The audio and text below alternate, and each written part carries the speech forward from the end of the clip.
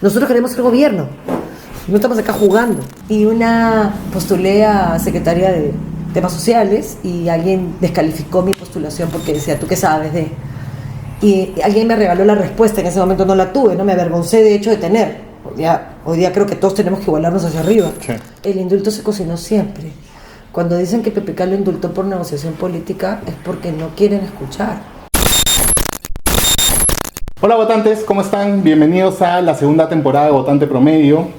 Soy Andrés López Rojas y el día de hoy tenemos una invitada alucinante para este espacio, para este pequeño espacio que esperemos que sea más grande. Ya saben, suscríbanse, comenten, compartan y bueno, voy a presentarla.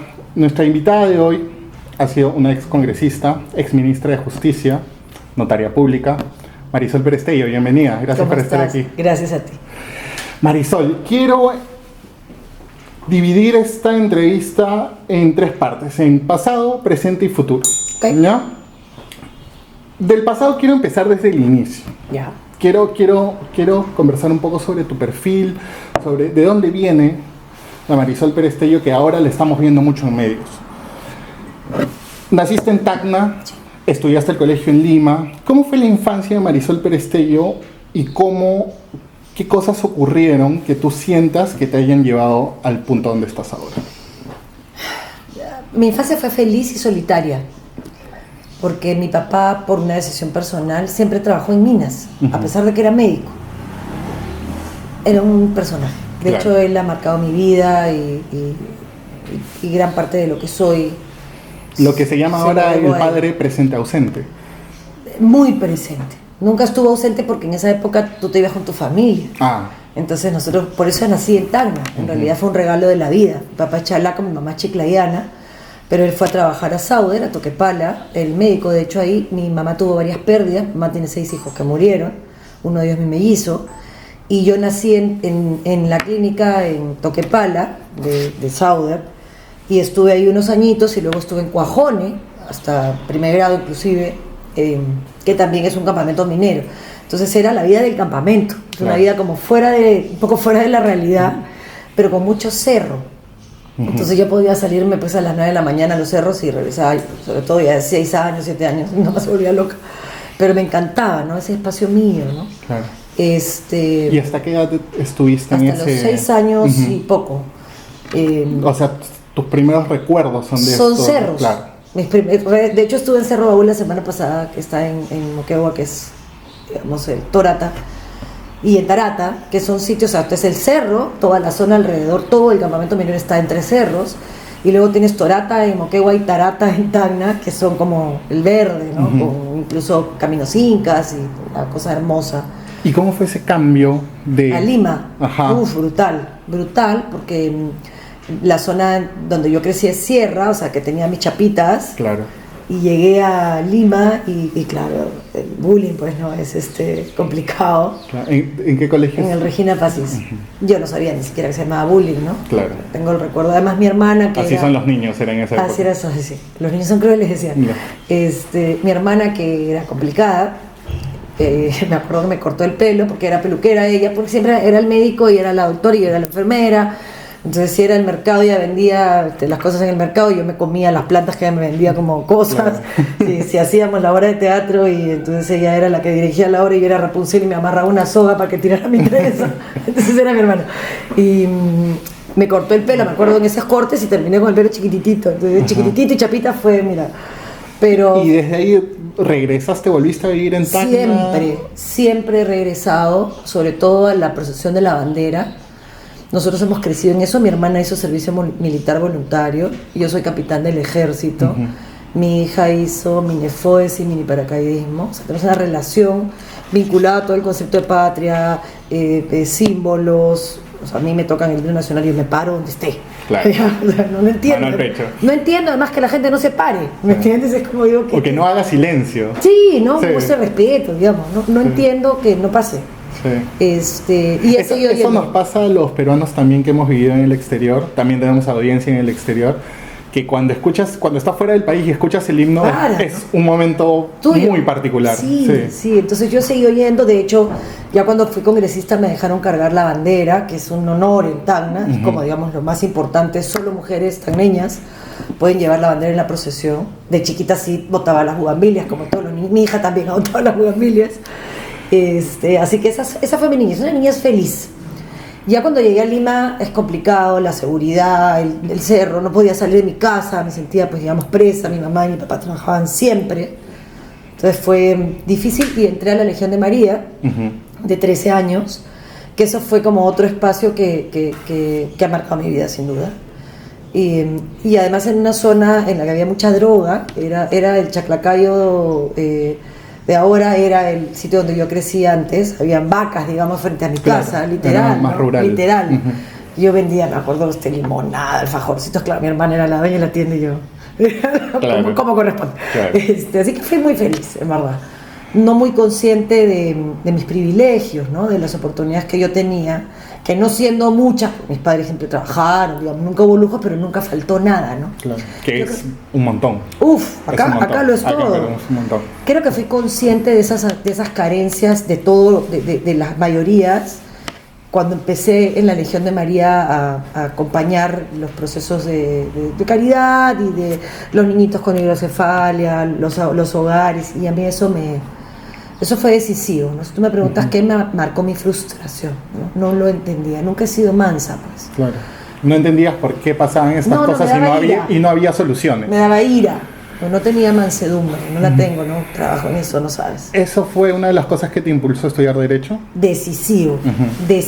Eso, y mi padre, que cuando yo tenía 12, o sea, más o menos la misma edad, postuló al Senado, y toda la gestión del proyecto y las imágenes de él en la selva me enseñaron un Perú que no era el de la niña turista, ¿no? Claro. Y también era muy frustrante. Además postuló con los israelitas al nuevo Pacto Universal, con lo cual mi padre era un personaje. Claro. Entonces él representaba, digamos, un grupo de inventores de la Asociación Nacional de Inventores. Había un grupo de mujeres que defendían derechos de las mujeres. En esa época se hablaba más de igualdad de oportunidades que de enfoque de género, pero básicamente era esencialmente lo mismo. El reconocimiento, claro, sin este concepto de reconozcamos que hay una asignación de roles que condiciona, ¿no? Que básicamente es lo que te define el enfoque. Y finalmente los israelitas del nuevo Pacto Universal, con Atahualpa a la cabeza. Entonces, yo he visto las reuniones en las que diseñaban el pescadito, ¿no?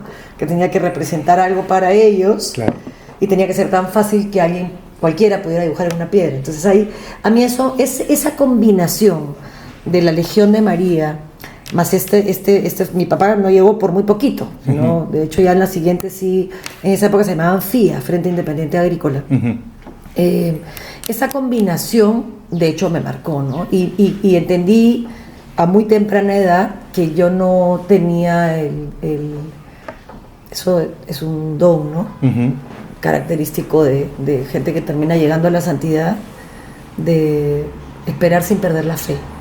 Yo me frustraba muy rápido, o sea, no podía. Conseguías una silla de ruedas, hacías, en esa época no eran apoyadas, pero hacías riff o lo que fuera, conseguías silla de ruedas. Y nunca es suficiente. 30 sillas más. Entonces, esto, ¿cómo se arregla, no? Y entendí que la vida era la política, que el camino era la acción política. A eso quería llegar. Y así entré. ¿Tú tienes definido así súper claro cuál es el momento donde hiciste clic y dijiste, entro a la política? ¿O fue todo este proceso que me cuentas, la acumulación de todo este proceso? Yo te pongo un ejemplo. Mi mamá me contó que cuando ella se empezó a interesar en política fue cuando Vargas Llosa lideraba la oposición a la estatización de la banca. Cuando ella lo vio hablar, dijo, hay que hacer algo. Y salió a acompañar ese proceso. Y para ella fue como, hay que interesarse por esto. Ella lo identifica. Si tú tienes un evento canon, como se dice ahora en internet. Hay varios, ¿no? Porque uno es mi primer ingreso a la política y otro es mi segundo ingreso a la política. El primero no lo tengo tan claro, el segundo absolutamente. El primero fue esta confluencia, y en quinto de media, cuando yo ya estaba preparándome para postular a la Universidad Católica, que fue la primera universidad donde estuve, pues me votaron. Terminé en San Martín. ¿Por qué te votaron? Pues te cuento, pues estamos en orden. Lo voy a anotar. Decidí entrar a ser política universitaria. Entonces, como un mecanismo para canalizar, además eran los 80s, 86, ya el conflicto político, el terrorismo, había, digamos, no entraba en Lima, pero el que quería enterarse se enteraba. Estaba ahí. Estaba presente en mi vida, ¿no? Entonces entro a ser política universitaria directamente, o sea, ni siquiera me lo pregunté. Yo entré a buscar a alguien que pensara, no entré siguiendo ningún liderazgo, entré siendo social cristiana, porque venía de la Legión de María, había sido presidenta de la Legión de María. Que era lo más natural en todo caso. Además me había formado políticamente desde la Legión de María en la doctrina, me seguía todas las encíclicas, entonces mi camino natural era por ahí. Era un partido que representara esto, entonces entré a Fides, que era el Frente Independiente de Estudiantes Social Cristiano, y hice mucha política y muy poco estudio. Entonces, bueno. Ahí sí hubo una cosa bien interesante, es que las causas que yo he perseguido, digamos, mi propósito en política siempre ha sido el mismo, que es la opción preferente por los pobres, desigualdad, o sea, Perú, ¿no? Definido. Y postulé a secretaria de temas sociales y alguien descalificó mi postulación porque decía, ¿tú qué sabes de...? Y alguien me regaló la respuesta, en ese momento no la tuve, no me avergoncé de hecho de tener. Hoy día creo que todos tenemos que igualarnos hacia arriba. Sí. Y la respuesta que me dieron fue, uno no escoge dónde nace, pero sí por quién lucha. Entonces me quedó clarísimo. Yo tenía clarísimo hacia dónde iban a estar dirigidas mis fuerzas. Y entonces hice política en la Católica, me votaron. Beatriz Mauqui, la gran, extraordinaria Beatriz Mauqui, tuvo el valor de sentarse frente a una chica joven, dirigente estudiantil, con todos los votos en el Consejo Universitario para que me aceptaran la carta de permanencia, dependiendo solo de ella, que además me había jalado el curso, y que le dijera, no. ¿Pero por qué no? O sea, y me dijo algo que me cambió la vida, ¿no? Me dijo, tú eres una chica encantadora, sí, todo bien, pero me encantó. Sí, tienes que trabajar, tienes que esforzarte. Mira tus notas, las he visto ahora, es una vergüenza. ¿Cuánto tiempo llegaste? Estuve 2 años. 2 años en la Católica. 2 años. Y ahí pasaste a la San Martín. De ahí dejé 1 año, estudié mecánica automotriz, torno, en Lagamor, estudié modelaje. Bien contracorriente, meterte en un ambiente tan masculino, ¿no? Absolutamente, absolutamente. Y después estudié teatro, hice teatro 3 años profesional con Sergio Galiani. Maravilloso. Sí, teatro. Extraordinario. Yo hice teatro en la Católica. Extraordinario. Yo dejé el teatro cuando tuve que elegir, ¿no? Bueno, y ahí, después de 1 año de buscarme, dije, yo quiero ser abogada, y ya no me podían, digamos, pagar una universidad cara, porque ya. Mi papá me dijo, te puedo pagar la San Martín. Claro, yo venía de una universidad ordenada, con código, a la San Martín, que en esa época, hoy es otra cosa, era un caos, se perdían los exámenes. Llegabas a quinto y no tenías la nota de primero. ¿Dónde estaba la facultad de la Casona, en Javier Prado? En Javier Prado. Y volví a hacer política universitaria, pero lo primero que hice fue cambiar la ley. Fui secretaria general del Centro Federado. ¿Cómo habré fregado que cerraron el Centro Federado? Nunca más ha habido. Nunca más. Despolitizaron la San Martín. No. De hecho, hasta que se volvió aprista. No, ya era aprista, le ganamos al APRA. El APRA tenía tomada la universidad. En Derecho, nosotros sacamos al APRA. Se llamaba Unión Estudiantil el movimiento. Y de fregado sacar a los apristas. Sí, claro. Yo soy de la Villarreal. Eso era balazos. Te imaginarás. Eso era a balazos. No era política universitaria de académica. No. Era balazos. Lo único de mi época universitaria que yo recuerdo que dijimos, menos mal está el APRA, fue cuando Movadef intentó infiltrarse y los apristas lo sacaron a balazos. Claro. Fue el único momento que dijimos, menos mal los apristas. No, nosotros sacamos al APRA de la universidad con política dura, pero bien, o sea, hay momentos lindos. Terminé la universidad totalmente desilusionada en la política. Yo cambié la ley con mi experiencia católica y dije, para ser dirigente estudiantil tienes que ser tercio superior. Me odiaron. No, la cambié, porque además, claro, yo me había dado cuenta en la Católica que tú no podías representar lo que tú no eras. Claro. Entonces no podías representar estudiantes si eres un zángano, pues. Aunque tu argumento fuera, estoy haciendo política. No, papá, primero estudia y después... Estás en la universidad para estudiar. Claro. Entonces, como yo lo tenía tan claro, y la verdad, y además ya era tercio superior, digamos, ya académicamente era otra cosa, Mauqui me dijo, 10 años si te sirve, ven a agradecérmelo, y la vida me permitió hacerlo. Qué bueno. Y mi papá ni siquiera me llamó la atención porque me dijo, la vida se va a encargar de cobrarte la hijita. De hecho, soy notaria por esa reivindicación personal, porque me dijo la burra del salón, siempre será la burra del salón. Tienes que hacer algo bien público para que se te quite esa mancha. Claro. Y el notariado era lo único que tenía un examen público, meritocrático. Yo entré con 19 en el examen escrito, ya con eso. Mi amor propio me lo sanado.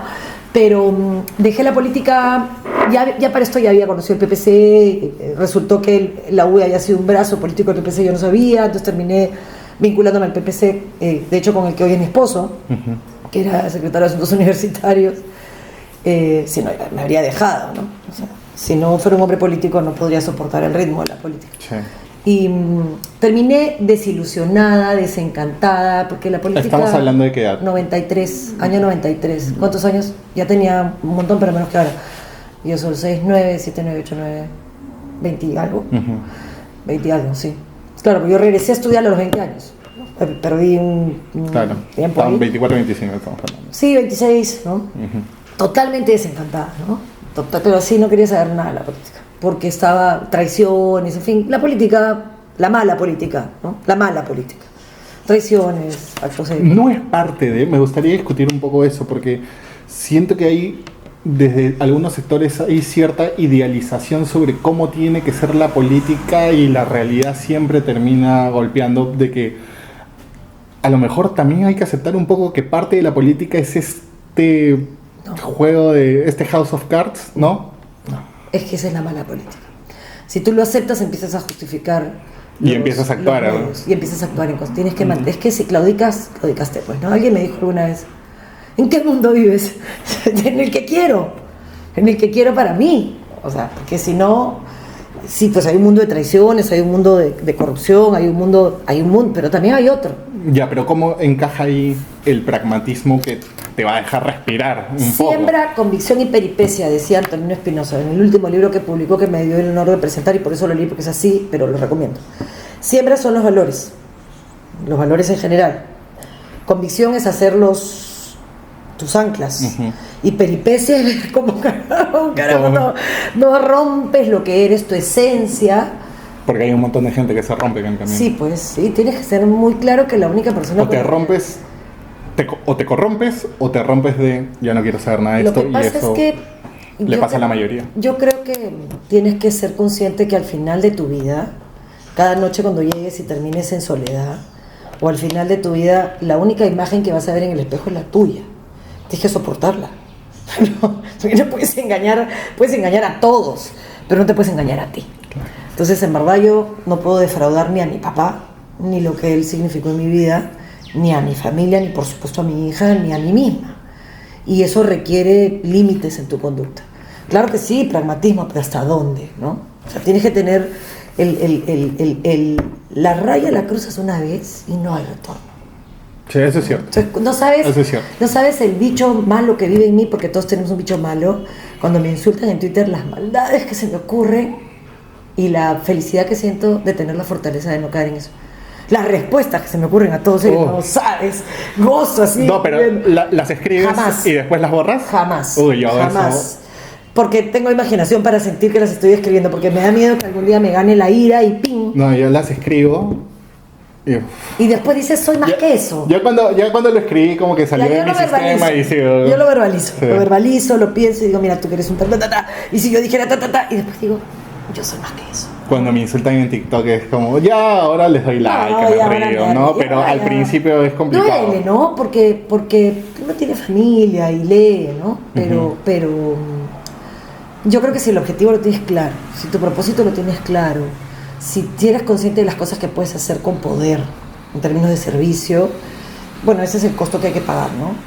Vamos a esa parte del poder, pero antes cerramos. Te afiliaste al PPC. Muy chiquilla, de 18 años. 19, en la Católica. Porque también Fidesz era un brazo político del PPC. Después me enteré, pero está bien. 18 años te afiliaste al PPC. Sí. Yo figuro como en el 2004, porque todos figuramos como en el 2004, porque nos volvimos a reinscribir. Pero dejé la militancia activa del 94, que terminé la universidad, hasta el 2004. Al 2003. Okay. O sea, yo regresé en el proceso de reinscripción. De reinscripción, perfecto. Y lo dejé por desilusión y porque además mi maestro formador me había enseñado que uno no podía ir a la política a tomar tenía que ir a la política a dar. Y que si no tenías independencia económica, ibas a estar condicionada a la política. Entonces me costó pues unos años adquirir independencia económica, ¿no? Entonces esa combinación, o sea, la necesidad de tener independencia económica, que me la dio la notaría, la necesidad de poder decir lo que me da la gana sobre la base de que mis hijos no comen de mi sueldo como regidor o mi sueldo como alcalde, bueno, mi hija, porque tengo una, la tranquilidad de que yo ya estaba preparada para que los puñales, que me los seguirán clavando y me los siguieron clavando, los pudiera sacar, lavarme y continuar nomás, y no que se me rompiera el alma, ¿no? Y el corazón. Entonces eso me tomó muchos años, no iba a regresar, nunca pensé regresar. Estaba trabajando mis causas políticas que han sido siempre las mismas desde la acción individual, ¿no? Pero que es mucho más difícil. No, olvídate, te demoras, nos hemos demorado 5 años en cuasi implementar una política pública en cárceles que el ministro de Justicia lo hubiera hecho así, solo que no la vi, porque esas cosas están debajo de lo evidente. Claro.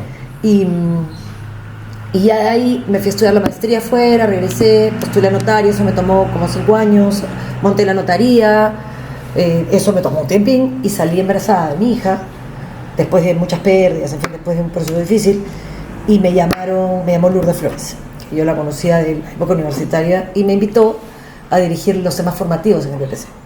Claro. Cuando yo entro al PPC, el PPC acababa de acuñar un... ¿A ti te nombran en el 2006? No. Secretaria de... 2003. 2003 ya era. O sea, claro. Pero formalmente... Yo regreso ya con ese cargo, o sea, yo regreso para asumir ese cargo. Después había sido militante nada más. Pero hay algo que es interesante, y es que cuando yo entro al PPC en el 86, el PPC tenía un logo que era el Partido Popular Cristiano, Progresista, Democrático, Solidario. Compro, pues, ¿no? Claro. Feliz. Vamos. Pero claro, en el 2003 yo no lo veía ni tan democrático, ni tan progresista, ni tan solidario, ¿no? Sin renunciar a los valores base, eso hay que conservarlo. Pero como me dijeron, te vas a encargar de formación, si saben cómo soy. Por algo me lo están dando, entonces sí, claro, vamos. ¿no? Claro. Y nunca me desvinculé. Fui secretaria primero departamental y después secretaria nacional de formación y después ya fui secretaria general del partido, pero siempre vi formación. Entonces la generación del 2003 hasta acá es generación formada por mí. Y eso generó pues un... Bueno, tienes tus malas semillas en todo caso. Sí. Feliz. Bueno. No, pero yo para mí, yo creo que eso es profundamente social cristiano. Mira, yo ahora pertenezco a la Academia de Líderes Católicos Mundial, que el Papa fomenta, y que además es escribo los textos con un grupo de gente que trabaja en el dicasterio de familia. O sea, cuando me dicen el Papa es comunista, le digo, ¿y tú eres social cristiano? Por favor. Claro. Principio de autoridad, ¿no? Claro. Pero bueno. ¿Cómo fue tu primera candidatura al Congreso? Fue en 2006. Postulaste. Sí. Conseguiste 14.000 votos. Sí. Postulaste con el número 17. ¿Cómo fue esa primera experiencia? ¿Estabas preparada para eso? No, ¿Era como te lo imaginabas? No, a ver, no estaba preparada. Estaba feliz porque me dieron el 17, que fue el primer número que tuvo Lourdes, la Lourdes que, digamos, de mi juventud. Cada quien cambia, sigue sus procesos, yo le deseo, digamos, mucha felicidad, pero era otra la imagen que yo tenía, igual no. Era la Lourdes diputada, pues, ¿no? Claro. Enfrentándose... Estatización de la banca. Claro. 8-7, claro, 8-9, yo entré a la universidad, yo soy 8-6 en la Cato, o sea que era el momento cumbre de Lourdes. Estaba feliz con el número y estaba trabajando simplemente. No estuve preparada para algunas tradiciones de los más viejos que decían cosas y yo no entendía muy bien los puñalitos y eso, pero me fui... ¿Por qué pasa eso? Fue el fuego amigo, ¿no? Claro, ¿por qué me están disparando desde mi trinchera? ¿Qué pasa con...? Claro. ¿No? Pero como yo no tenía en realidad trabajo social de base, esos 14.000 votos fueron muy lindos porque yo los trabajé... Es un montón, 14.000 votos. No sabía. Claro, o sea, no sabía que era un montón, parecía que era facilito. Sí, es un montón para haber salido de nada, ¿no? Pero además... La tribuna de un estadio nacional. Busqué votos en ATE, en lo que a mí me gustaba. En San Juan de Miraflores. ¿Cuál tuviste el lema en esa primera campaña? Gente joven, honesta y capaz. En esa época podía decirlo, ¿no? Y además tuve un socio, porque fuimos dos. Y todo el mundo me decía, anda tú, y si algo fue lindo de esa primera campaña es que ninguno de los dos traicionó al otro. Fuimos una dupla de inicio a fin. ¿Quién fue tu socio? Él dejó ya la política, Pepe Kleimer. No Klimper, Kleimer. y nunca traicionamos ninguno al otro. Fue muy lindo, nos divertíamos, manejábamos la combi, era muy lindo. Fue una experiencia maravillosa que me regaló muchas amigas, comedores populares, experimenté algunas cosas muy tristes, ¿no? La típica reunión donde llegas tú, todos te aplauden y tú crees que te están aplaudiendo de verdad, y el día que llegas temprano te das cuenta que están aplaudiendo porque es lo que han dicho para recibir al final un chancay o un polvo. Sí. Y si no eres consciente de que eso está pasando y estás usando la pobreza de la gente, en verdad es un asco, ¿no? Yo no fui consciente hasta que fui, y en cuanto fui dije, esta vaina, ¿cómo te podías haber creído que quién eres, no? Y ya fue un trabajo distinto, entonces fue súper horizontal. Les pregunté si recibían a todos. Yo llegué temprano a Ingate, a un cerro, y cerca del cementerio, la imagen era durísima. Había unas niñitas, las señoras, entonces yo entré normal, pues no había nadie, los dirigentes, como la política, todos se demoran, yo soy puntual, todos, ninguno había llegado. Y la chiquita me dijo, hola, le digo, ¿qué haces acá? Nada, cuando veo una señora tengo que aplaudir y me van a dar chancay. Ay, yo era la señora, ¿no? Horrible. Entonces escuché, y luego llegaron las dirigentes, aplausos, acá está la congresista. Dije, por favor, déjese, ¿no? A ver, conversemos. ¿Qué es esto? ¿Cómo funciona? Entonces me explicaron, que entendiera. Yo entendí, porque soy mamá. Tengo que darle comer a mi hija, no puedo ir a trabajar porque ¿quién la cuida? Entonces, esto me regala pues sí un chancay, a veces un vasito, a veces y luego viene otro y por ahí. A veces, sobre todo acá, cuando uno trata de discutir, debatir soluciones, se pierde mucho el foco de que lo más básico no está atendido acá en el Perú. Y da tanta pena cuando te la pasas horas hablando de Rolex y el idiota que le sacó la vuelta. Claro, con nuestra plata, que ese es el problema. Pero, claro. Y dices, oye, ¿cuánta gente necesita trabajo? Y tú claro, no, estamos enfrascados en idioteces. Si no dijeron suficientes veces terrorista en una película, cuando hay un montón de gente que no... Idioteces. En Lima hay 1 millón de personas que no tienen agua. Horrible. Entonces, sí. Horrible, pero la pregunta final fue la más dura, ¿no? Cuando ya nos hicimos amigas, comimos chancay todas juntas, no estaba yo parada y todos aplaudían, estábamos todas sentadas en el suelo. Les dije, bueno, chicas, ¿y por qué votan? Me contaba pues que a veces las llevaban a estos eventos gigantescos, entonces les daban una bolsita de arroz y se subían al bus, y a veces se olvidaban de ellas, ¿no? Pero no importa, tenían su bolsita de arroz y caminaban. Entonces eso para mí era, qué asco, qué política es esta tan horrible, y nunca regresan. Porque la frase de siempre es ojalá que regreses. Sí. Esa es la frase de siempre. Yo he regresado, son mis amigas. De hecho me están ayudando ahora. Y les dije, bueno, ¿por qué votan? Y la respuesta fue todavía más triste, ¿no? Fue porque nos muestran más respeto. Claro. Pues, había ideas, ideologías, derechas, izquierdas. Era eso. Humanidad y respeto. Sí. Y eso es... ahorita el Twitter es una posibilidad. Eso ni es humanidad ni es respeto. Es una posibilidad, pero están enfrascados todos en que tú eres de izquierda o tú eres de derecha, y es como, a la gente no le interesa esas Además cosas. Me encantaría tener un debate con esos que se llaman derecha o izquierda para que me expliquen qué entienden por derecha o izquierda, porque ya la gente no habla de contenidos, habla de continentes. No, son etiquetas, ¿no? Sí. Claro, para descalificarte además. Pero bueno, así fue el 2006 y fue una linda experiencia por eso, ¿no? Pero no es que yo postulé pensando que podía ganar. Postulé... El 2011 sí... El 2010 fue diferente, porque ya el 2006, que regresé a mi formación, pasó el baguazo. Claro. Y el baguazo fue un antes y un después. Claro. Ese fue tu evento cambio. Absolutamente. Yeah. Porque estuve reunida en la casa de Lourdes, porque ella me convocó porque era técnica, yo trabajaba temas indígenas, conocía a la gente de CEP, por lo menos tenía cómo llegar a ellos. Y estuve reunida cuando llegaron todos los que tuvieron que ver con esto, y no me escucharon porque yo era técnica. Claro. Era la única que sabía de lo que estaba hablando. Y sabía que estas personas estaban dispuestas a matar y a morir, porque no tenían nada que perder. Y sabía que si no se retrocedía en la norma iba a pasar lo que finalmente pasó, pero a nadie le importó. Y esa frustración me recordó la frustración de que la caridad no era suficiente. Entonces quería poder para que la voz se escuchara, no la mía, sino la de quienes tenían cosas que decir. Así que dije, no, esta vez no. Y en el 2011 conseguiste 50.000 votos. Claro, pero los conseguí porque fui candidata a la vicepresidencia. También. Fuiste número 4 en la lista por Lima. Sí, cedí los primeros números porque mi esposo usa el 4 en su camiseta de fútbol. Es una razón. La cábala. Para él era brutal, pero además porque la antigüedad es clase, ¿no? Y eso fue una alianza de varios partidos. Y el sancochado. y yo postulé a la vicepresidencia, gané las internas, fue mucho más difícil para mí ganar las internas que fuera, claro, porque eso me permitía adelantar la campaña. PPK tenía 3% cuando postulamos, yo no pensé que fuera ni siquiera quedar tercero, pero eso me permitía tener pantalla, que era carísima y no podía pagarla 3 meses antes o 2 meses antes que el resto. Claro. O sea, empezar la campaña en diciembre y en febrero empieza todo, o sea que ahí como que me iba a permitir lo que finalmente pasó. Y entonces postulé en la interna, gané, conocí a PPK, que no lo conocía, lo había leído pero no lo conocía, le expliqué todo lo que quería hacer y me dijo, mira, hagamos una cosa, ayúdame a hinchar la base tributaria, a que entre más recursos y tú te los gastas. Eso fue clarísimo. Por primera vez entendí que si no había estabilidad económica y no había plata que ingresara al país, no había como resolver. No hay de dónde repartir, exacto.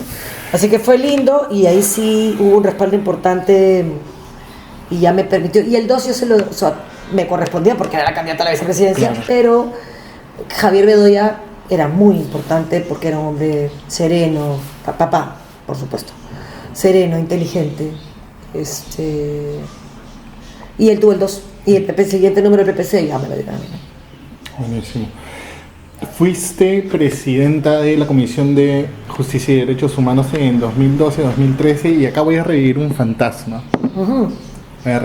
Porque fuiste presidente de la Comisión Martín Belaún del Ocio. También. Y ahí salió esta... Y de la investigación Chejade. Y de la investigación Chejade. Pero de la Comisión Martín Belaún del Ocio salió esta... Yo lo llamo un error no forzado. No sé si estarás de acuerdo conmigo. A ver. Del chisme Magali Medinero. Sí, me costó flores para Magali, que además era mi amiga. Le dice tulipanes a Magali. Sí, no, claro, porque había estado en su casa. Su esposo es mi colega, además compañero de la universidad, de la Tuna. Vamos a recordar un poco, recordar un poco el episodio. Nadine Heredia estaba siendo cuestionada por sus vínculos con Martín Belaún del Ocio y estaba este empresario Arosemena, si no me equivoco, con quien aparentemente se había reunido, ¿no?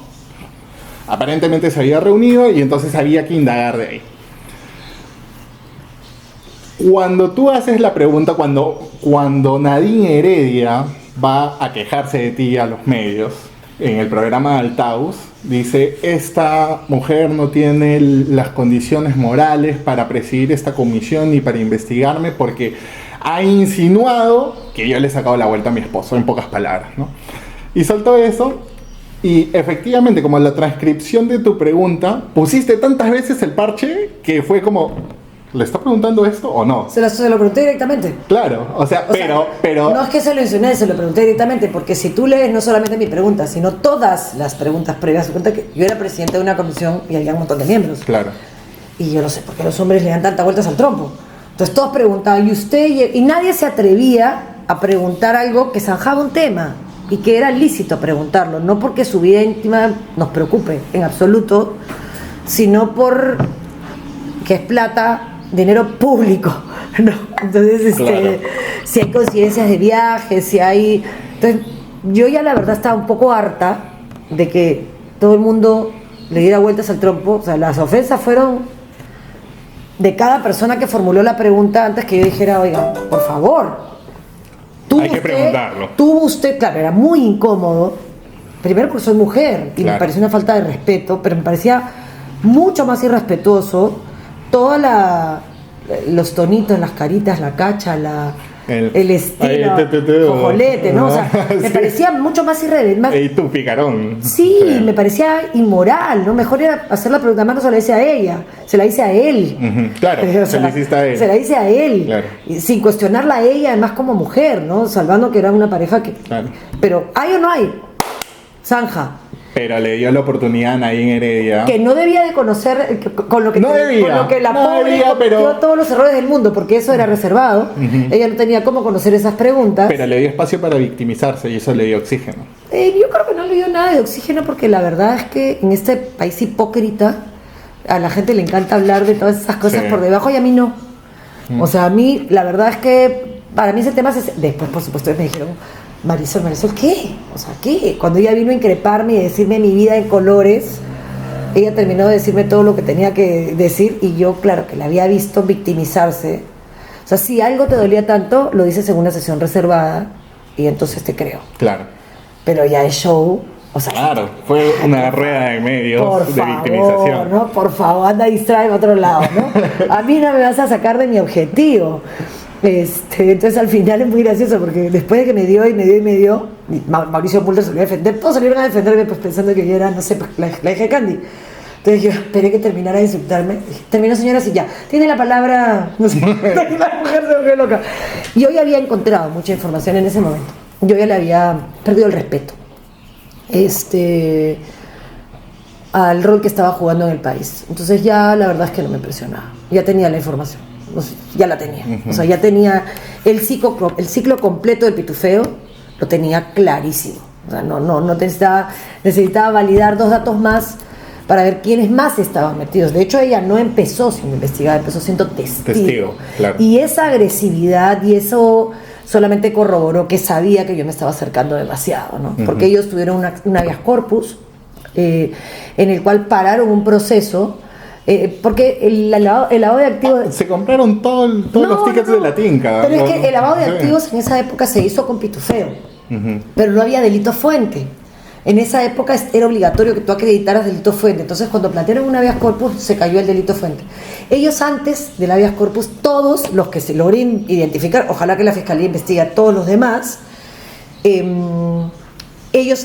todos se habían acogido por su lado a SUNAT, a arreglar sus declaraciones porque en todos había delitos tributarios. Entonces ahí es que yo agarro y empiezo a jalar por eso es que hablo de el pitufeo y del delito fuente vinculado a temas tributarios. Tan es así que su abogado en ese momento, cuando le ponen el micro y le preguntan, cuando se aprueba la acusación y le preguntan qué opinaba, dijo: eso no me lo esperaba. Claro, porque esperaron que hiciera una chamba, como siempre, política, y mi chamba fue técnica. Me da mucha pena. Yo de verdad, me da muchísima pena. Esto no es personal. Pero hizo mucho más fácil el que yo ya tuviera claridad. Claro. Cuando ella fue a la investigación. Igual fue una controversia bien interesante que encontré contigo. Otra controversia que tuviste fue el tema de las procuradoras. Sí. Este tema yo creo que podríamos hablar 1 hora de eso. Entonces, a mí me parece bastante claro porque he visto las entrevistas que diste, vi después las declaraciones de Ampuero y me queda claro que Ampuero estaba haciendo política y tú le exigías una chamba técnica. Mira, yo no hablaría de las procuradoras, yo hablaría de la procuradora, porque Julia Príncipe es otra cosa, ¿no? Y mezclarlas es ofensivo para el trabajo que ha hecho Julia Príncipe. Yo no tengo nada personal con la señora Ampuero, creo que se molestó cuando dije que ella había pasado por polígrafo, yo no dudaba de su idoneidad, pero que el polígrafo no me dio la vanidad, eso se me molestó horrible, creo que no debía hacerlo. Fue poco feliz. Y aparte dijiste, creo, en todos los idiomas que nunca me gustó Ampuero, le dijiste a todos los medios. Nunca me senté con ella. No la conozco, nunca nos hemos cruzado. Yo no la elegí, pero pasó un examen, pasó un polígrafo y Julia la nombró y me pareció bien. O sea, perfecto, haz tu chamba. Pero a partir de ahí todos fueron problemas, ¿no? Claro. O sea, no tenemos plata, no hay plata en ningún lado, todos estamos chambeando, ¿no? No tenemos las condiciones para trabajar, pues yo tampoco, igual estoy trabajando. Y todas esas cosas las pasé. Ella quiere argumentar, siempre utiliza el momento de la denuncia de PPK. No es mentira. Primero Amado Enco, con quien he estado recientemente, había denunciado a Martín Vizcarra y yo le había dicho, me lo crucé una vez académicamente. Me crucé con un artículo de Aldo Mariátegui que pedía tu renuncia por la denuncia que formuló Amado Enco a Vizcarra. Imagínate, por el informe Kroll, después el pobrecito, después te voy a contar el informe Kroll, que es un chiste también. Entonces, eso fue bien interesante porque ella denunció a PPK varios meses antes. Y bueno, está bien, era su chamba, si tenía las pruebas, todo bien. El problema fue el 003. Ese fue el problema. Para clarificar, el tema Olmos. No. El decreto de urgencia 003 fue una cosa audaz, valiente. Pasé por todas las comisiones, me citaron a todas para saber quién me lo había dictado, Yo no tenía armas para evitar que Odebrecht se llevara la plata. Claro. O sea, si hay a quien Odebrecht, y tanto Suiza como España como Estados Unidos le reclaman que no hayan podido pagar las cosas, es a mí. Claro. Porque yo bloqueé la salida del dinero. Acá no se va un mango. La plata de Odebrecht que produce en el Perú se queda en el Perú. Eso era el 003, para garantizar la cadena de pagos. Claro, no me la puedo robar, pues, porque no era nuestra, ¿no? Claro. Porque yo no soy delincuente, los delincuentes son ellos. Eso lo tiene que hacer por judicial. Claro. Pero hasta donde nosotros podíamos, paramos eso y dijimos... Para clarificar eso, Ampuero decidió no aplicar el decreto. Exactamente. O sea, no es que yo le di una orden directa, claro, ni mucho menos. Había una ley. Una ley que decía, si estos quiebran, nadie cobra nada, porque es una persona jurídica. Y 20.000 empleos, un montón de... ¿Por qué Odebrecht subcontrata? Igual. Tienen un sistema... Los subcontratados igual terminan dependiendo de esa cadena. Entonces, de pagos. Ella salió por eso, porque si no aplicaba la ley que el Ejecutivo había fijado, que se supone que ella tiene que defender, para garantizar que no quebraran, pero que al mismo tiempo no se llevaran la plata, para que hubiera cómo pagar la reparación civil y no se rompiera la cadena de pagos, ella ponía en riesgo la quiebra, o sea, que quebrara Odebrecht. Si no se vendía en ese momento, además, fuera del 003, yo había ido con el ministro de Economía públicamente con conferencia de prensa a explicarle al Consejo Regional por qué era importante que se diera la autorización, porque si no, quebraba Odebrecht. Pero la gente dirá, ¿y a ti qué te importaba que quiebre? Me importaba que quiebre, pero si quebraba... pero por supuesto hay un orden de prelación de la cobranza y al Perú le dieron un montón de plata. Pero además, ¿por qué a Odebrecht no le convenía quebrar? Porque esa es la pregunta que hay que hacer. Si la gente a veces no sabe que cuando tú compites en concursos públicos, el 70% de la calificación lo tiene la experiencia y es solo el 30% la propuesta económica. Entonces, Odebrecht tenía algo... Porque todos nos concentramos en, oye, cobró menos, no es eso. La trafa no se hace acá, la trafa se hace cuando se arma el expediente técnico. Yo lo sabía porque era notaria, o sea, yo sabía cómo funcionaban los procesos de selección, los procesos de compra del Estado. Entonces, Odebrecht siempre ganaba todo acá, no por su oferta económica, ganaba porque tenía la experiencia y lo que hacía era subcontratar un montón de empresas que era finalmente el músculo financiero de Odebrecht, porque esas empresas hipotecaban su casa para poner plata todas y entonces Odebrecht ganaba y ellos hacían la chamba. Entonces, si Odebrecht se declaraba en quiebra, todas claro, hipotecas, familia, olvídate, claro, no había forma. Entonces ella no entendió y yo la felicito y felicito que haya superado los problemas de deudas en su edificio y que se haya convertido en una mujer que cumple y honra sus deudas y que salga en televisión, pero que haga su carrera política sobre la base de la verdad y no sobre la base de pretender que yo le haga caso. Yo no, o sea, que lean, la gente que quiera saber de verdad, revise los papeles.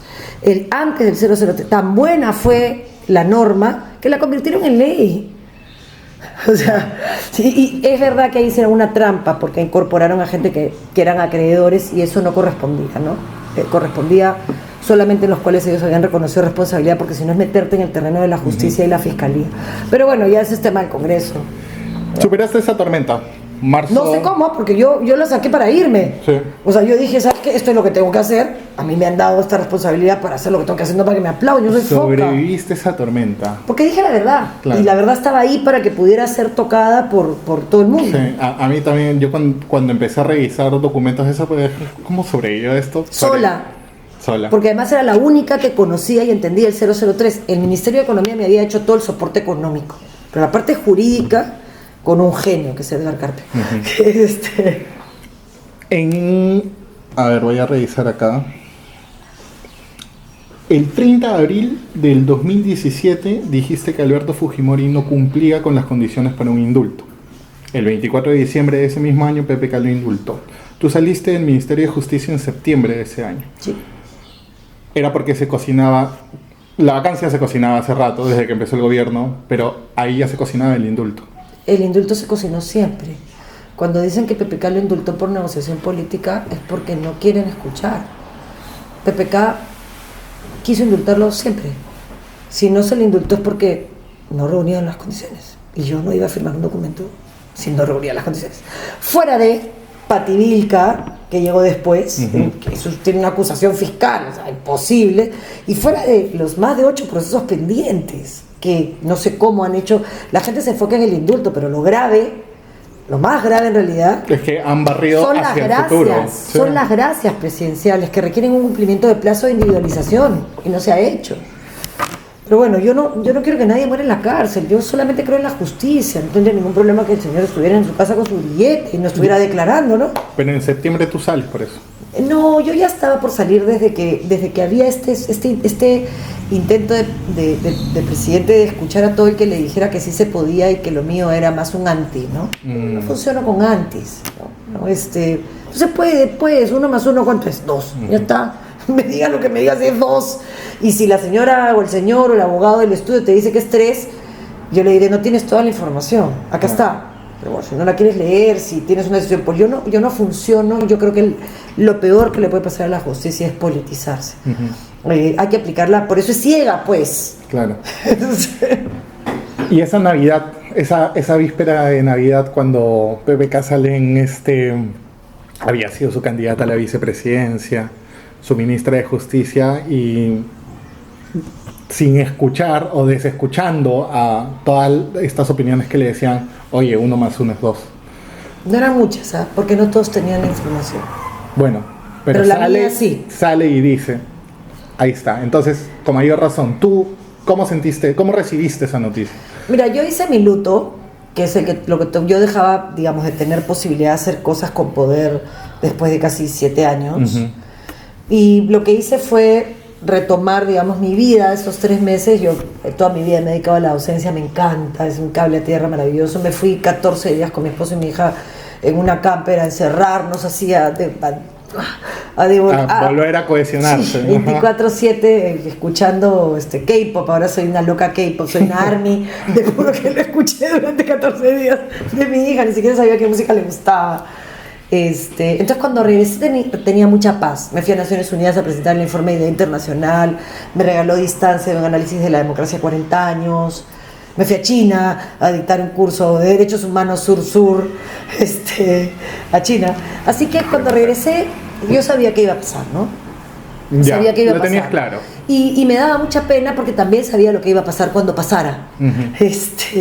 Así que... PPK se quedó sin base política, sí, se quedó... Sí, yo igual voy a verlo, le tengo mucho aprecio, yo no confundo los espacios, uh-huh. Pero no lo aprobé antes, no lo apruebo ahora. Pero porque no tenía base legal, ¿no? Me da mucha pena que hayan juristas... ¿Eso no es pragmatismo? No, porque la conducta... O sea, la paz que tienes y que tuviste al momento de recibir esa decisión es como... Ya sabías que iba a pasar, me estás diciendo. O sea, lo grité, lo dije, lo expliqué en medios, que mi conducta era lo único que yo podía controlar. Claro. No les dije a algunos otros ministros, esto va a pasar. Algunos decidieron irse, otros no, o sea, todo bien, ¿no? Pero yo no puedo juzgar al otro. Yo, mira, si algo trato de hacer, a veces no me sale, es no juzgar. ¿No? Menos cuando no tengo todos los elementos de juicio, pero sí juzgo mi conducta. Mi conducta a mí no me defraudó, creo que fue la que debía hacer, ¿no? Me dio pena porque estaba haciendo muchas cosas, ¿no? Muchísimas cosas por mucha gente, por mi país. Habíamos avanzado en cárceles, en derechos humanos, en justicia. Sabía que muchas cosas iban a quedar a la mitad. Pero bueno, tenía que tener autoridad. Había que hacerlo. Sí. José me va a matar. Pero no lo mismo. Presente. Lo justo. ¿Qué es lo justo? ¿Qué es? O sea, estamos hablando de el centro. ¿Qué es el centro? Ya en el Perú uno no sabe qué es izquierda, qué es derecha, menos sabe qué es el centro. Te has juntado con un Flor Pablo, pero también está Alberto de Belaúnde, también está Gino Costa, Gloria Montenegro, me parece. Eduardo Ayán, Jean Paul Benavente, ex gobernador de Cusco. Javier Belaúnde, papá, hay mucha gente. Hay sus rockstars. Sí. Hay sus rockstars. Gente buena. Uh-huh. Gente buena. ¿Cómo empieza este ciclo de lo justo? ¿Cómo tomas la decisión? Porque primero si desde los 18 años militaste en el PPC, que era tu casa, después me imagino que uno siente que lo botan de su casa cuando viene el padrastro Alan García y dice, ¿sabes qué? Vamos a postular juntos en el 2016 y uno dice, ¿sabes qué? Pucha, tengo que independizarme, ¿no? Yo ahí me quedé porque estaba Bedoya, ¿no? Claro. Y después de todo ese tiempo termina tu ciclo con el PPC y dices, voy a empezar un nuevo proyecto. Termina un ciclo, ¿no? Yo no hablo de mi ex, fui muy feliz, hice lo que pude y ya después no me encontré. Uh-huh. Y tampoco quería regresar a hacer política, ¿no? Pero me volvió la frustración, ¿no? Entre Castillo, Keiko, esta cosa tan horrible por la que tuvimos que elegir. Horrible. Te va, o sea, la campaña que hagas o cada vez que sales en algún medio o cualquier contenido tuyo en internet. Voté por Keiko. Ella posó con la camiseta de Perú con Keiko. Sí, pero a ver, yo podría haber hecho la de todos los hipócritas que ahora se hacen los locos, ¿no? El voto secreto. Pero yo soy un actor político. Puedo tomar una decisión de la que no estoy orgullosa. Equivocarme en la decisión. Pero esconderla. ¿Pero consideras que fue equivocada apoyar a Keiko? Claro, si hoy miro para atrás, lo equivocado fue permitir que el PP se postulara sin ninguna posibilidad, quitándole el 4% a otro, que no nos hubiera puesto en esa situación. Pero puesta frente a esa situación hoy, claro. ¿Lo volverías a hacer? Sí. Cuando ya ves lo que ha hecho, lo que ha seguido haciendo Keiko después de con el poder, dices, pero igual el voto en blanco no hubiera cambiado nada, ¿no? O sea, el PP se tomó una decisión política además. Yo me habría tenido que ir porque esa decisión no va a cambiar. De hecho, es la línea del PPC hoy dura. Y yo por lo menos pude decir lo que quise decirle y ponerlo por escrito. O sea, no te creo nada ni lo que comes, pero por lo menos sé cómo funciona tu cabeza. Este señor no lo entiendo, paró el país 3 meses, no le importaron los chicos, tiene discursos que van a, digamos, darle... Tenía discursos que no creía, que no entendía el mismo. No, y además hizo lo que finalmente hizo, ¿no? Y es que metió en el aparato estatal, si bien es cierto siempre han habido mafias, ahora la cosa está mucho peor que antes. ¿no? Ahora son pandilleros.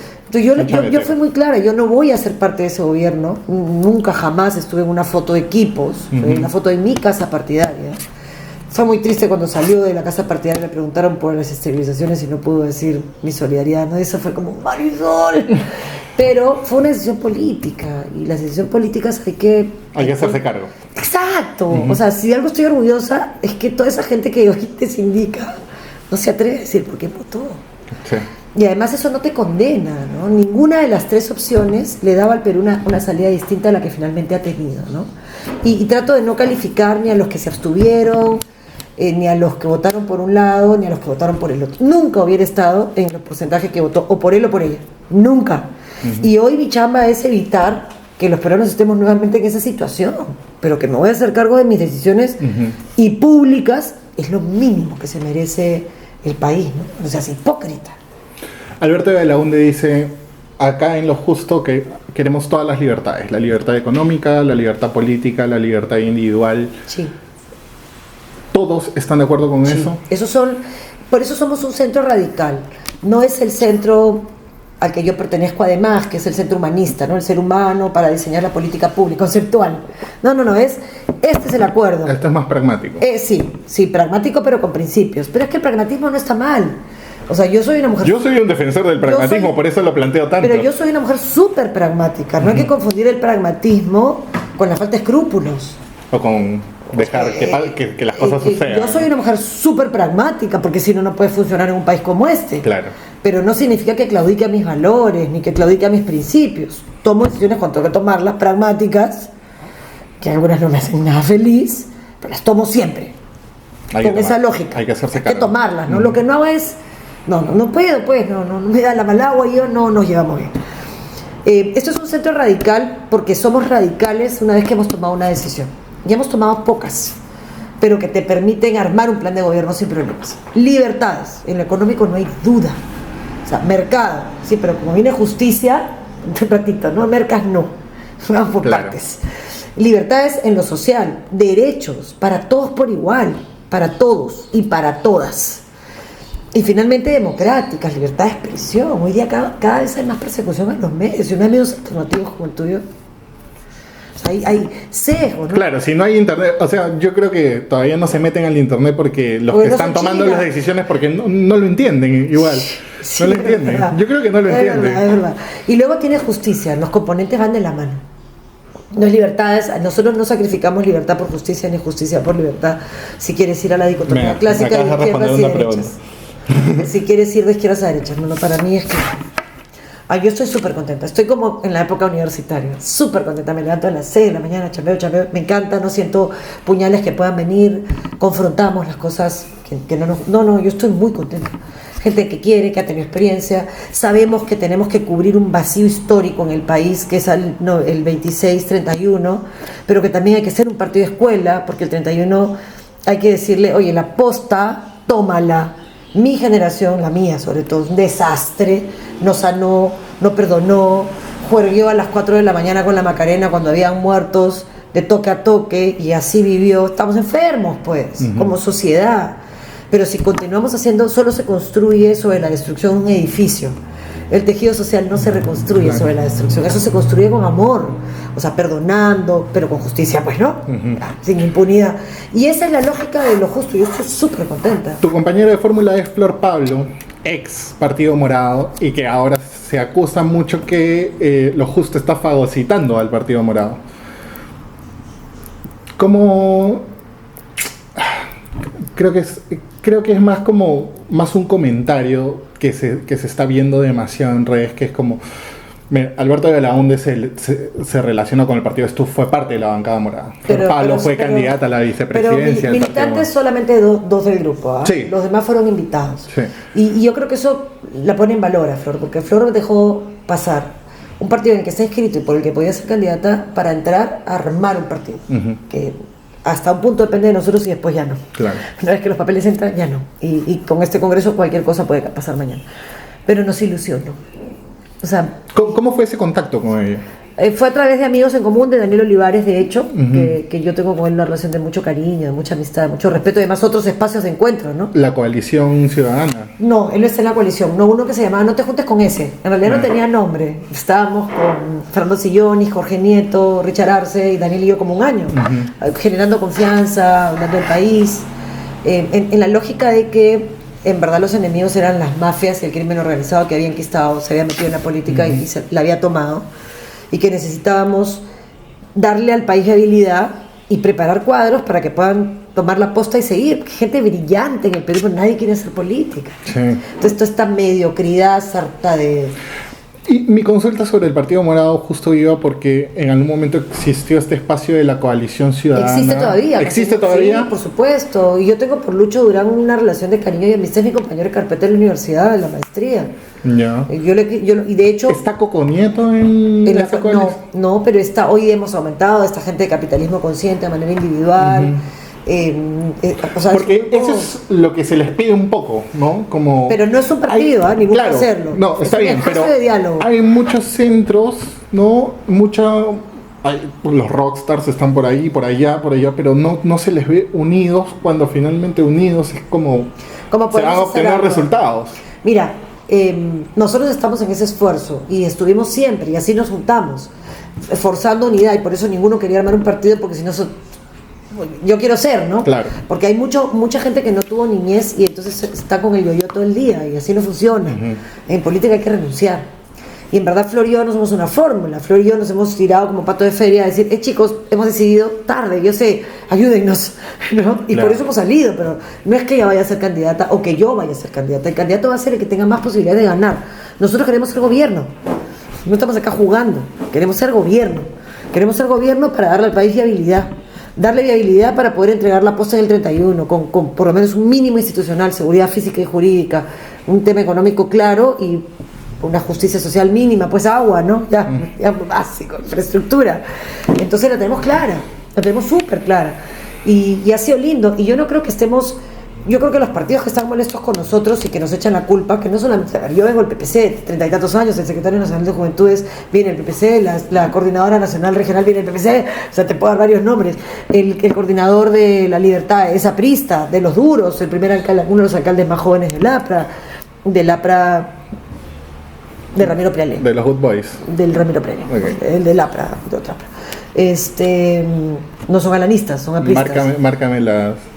Tenemos a Ascona de Moquegua, que fue congresista por APP, o sea, en todo caso estamos fagocitándolos todos, ¿no? Claro. Pero la pregunta... Claro, porque se decía eso, ¿no? Es como, hay gente del PPC, reconociblemente del PPC, hay gente reconociblemente del Partido Morado, y como que morado más verde está dando amarillo y... No, cero. Y además tienes a Jean-Paul Benavente, que cero. Acción Popular. La gente se tendría que preguntar de estos partidos que están molestos con nosotros, en vez de molestarse con nosotros, tendrían que preguntarse, ¿por qué se van?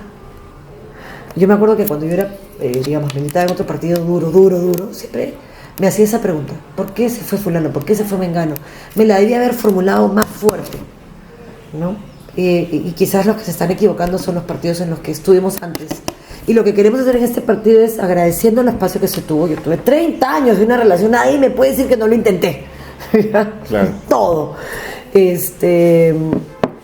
Traes lo mejor y tratas de evitar lo peor. Por eso creo que hay tanta ilusión, ¿no? Porque todo eso que no nos gustó lo hemos corregido, ¿no? Y no nos han gustado cosas muy parecidas, y entonces hay mucha meritocracia, mucha horizontalidad. Nadie tiene el cargo, esto es un equipo, un concepto de equipo de verdad. Todos queremos ganar el partido, no importa si somos los aguateros o los goleadores. Y eso es muy bacán. Claro. Mucha juventud. Esa renuncia es clave. Mucha juventud que no está repartiendo volantes. No, 20% del comité político van a ser jóvenes de menos de 29 años. Porque somos un partido de escuela. Que ejercen, o sea, en mi dirección, que es Legal y Finanzas, la mitad son jóvenes de menos de 29 años que hacen todo, organizan, llevan cuentas, o sea, todos, es bien bacán. A mí me tiene muy contenta, de verdad, toda la situación, con mucha esperanza. Marisol, José me va a matar. A mí también, por eso no lo miro. Espera. Tengo una última sección que quiero implementar, que son de respuestas rápidas. A ver, ¿ya? Implementa. A ver, para el algoritmo funciona como ping-pong, algoritmo, ¿sí? Pero yo le quiero poner test de Nolan. Te voy a simplemente plantear unas opciones, probablemente te contextualice un poco, pero lo ideal sería que elijas una. Probablemente va a haber un par que tú me vas a decir, no, sí, las tres, dale, no, ninguna. Dale, vamos al grano, ya. Para el desayuno, ¿té, café o jugo? Jugo. ¿Más economía, más libertades o más derechos? Todos. ¿Libros, películas o teatro? Libros. ¿Qué es más difícil, construir un partido nuevo o militar en un partido tradicional? Ambos. ¿Birgit Neighbor o Frank Underwood? No me gustó el final de Birgit. No estoy dispuesta. Mi familia siempre será primero. ¿Desde dónde sientes que aportaste más? ¿Como notaria, como congresista o como ministra? Como profesora. ¿Por dónde te informas? ¿Televisión, periódicos o redes sociales? Todo. Más redes sociales. La última. ¿Presidencia, Senado o Cámara de Diputados? Cualquier cosa, lo que necesite el país y el partido. Marisol Prestello, muchas gracias por estar en Votante Promedio. Gracias a ti. ¿Estamos? Ya, qué genio, qué genio.